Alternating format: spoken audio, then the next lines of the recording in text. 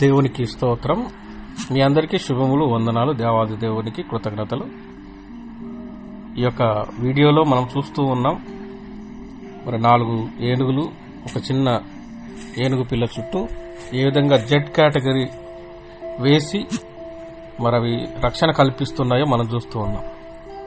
అయితే దేవుని యొక్క లేఖనాల్లో నుంచి ఆ యొక్క వీడియో నుంచి ఏ పాట నేర్చుకోవచ్చు అని అంటే, దేవుడు కూడా మన పట్ల రక్షణ ప్రణాళిక అనేది ఉంచాడు. మనల్ని ఎల్లప్పుడూ కూడా కాపాడుతూ ఉన్నాడు. అలా కాపాడుతున్నటువంటి దేవుడు మనల్ని ఏ విధంగా రక్షిస్తున్నాడు అనేది కొన్ని వచనాలు గనక మనం చూడగలిగితే, మత్తయి సువార్తలో ప్రభువు అంటున్నాడు 18వ అధ్యాయం 10వ వచనంలో, ఈ చిన్నవారిలో ఒకనైనా తృణీకరింపకుండా చూచుకొనుడి, వీరి దూతలు పరలోకమందున నా తండ్రి ముఖమును ఎల్లప్పుడూ పరలోకమందు చూచుచుందురని మీతో చెప్పుచున్నాను. అంటే దేవుడు ఏర్పరిచినటువంటి దూతలు ఉన్నాయి మన చుట్టూ, తన పిల్లలను కాపలా కాస్తున్నాయి, కాపుదలు అనుగ్రహిస్తున్నట్టుగా, దేవుడు రక్షిస్తున్నట్టుగా మనకి వచనంలో మనకు అర్థమవుతుంది.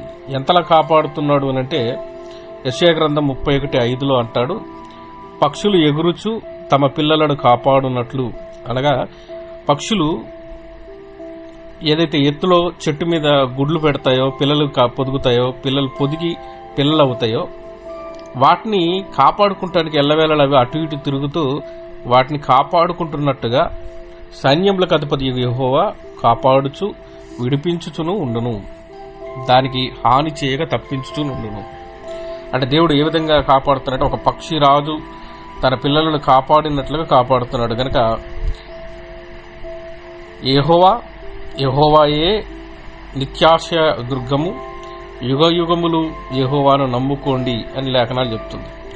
కనుక మనం దేవుని నమ్ముకొని ఉంటే గనక నిన్ను ఆశ్రయించు వారందరూ సంతోషించుతారు. నీవే వారిని కాపాడుదు గనక వారు నిత్యం ఆనంద ధ్వని చేస్తారు. ఎందుకనంటే మనం ఎవరి మీద ఆధారపడుతున్నామంటే సృష్టికర్త అయినటువంటి దేవుని మీద. కనుక ఎవరి మనస్సు దేవుని మీద ఆనుకుంటుందో వారిని పూర్ణ శాంతి గలవానిగా కాపాడతాం. అంటే దేవుడున్నాడనేటువంటి ఆ ధైర్యము, ఆ బలముతో గనక నువ్వు ఉంటే ఎలాంటి పరిస్థితుల మధ్య అయినా సరే నా తండ్రి నాకున్నాడని ధైర్యంగా శాంతి గలవానిగా ఉంటాం. ఎందుకంటే నువ్వు దేవుని యందు విశ్వాసం ఉంచావు. అందుకంటున్నాడు, ఏలైనగా అతడు నీ యందు, దేవుని యందు విశ్వాసం ఉంచి ఉన్నాడు. అందుకోసమే మనల్నే కాదు, ఈ భూమి మీద ఉన్నటువంటి సమస్తాన్ని కూడా కాపాడుతున్నది దేవుడే.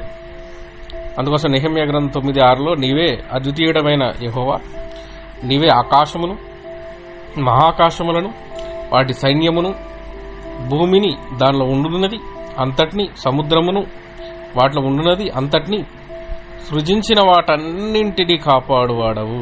ఆకాశ సైన్యమంతయు నీకు నమస్కారం చేయుచున్నది. అంటే ఏ భూమి ఆకాశాల మధ్య అయితే మనం ఉన్నామో, ఆకాశము, భూమి, సముద్రములు సమస్తము దేవుడు సృష్టి అయితే, సృజించిన వాటన్నింటినీ కాపాడువాడు ఎవరు అంటే దేవుడు. దేవుడు తన అనుమతి లేకుండా ఏది కూడా ఎవరు కూడా ఏమీ చేయలేరు.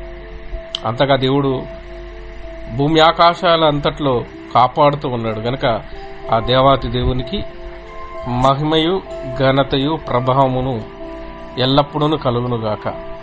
ఆమేన్.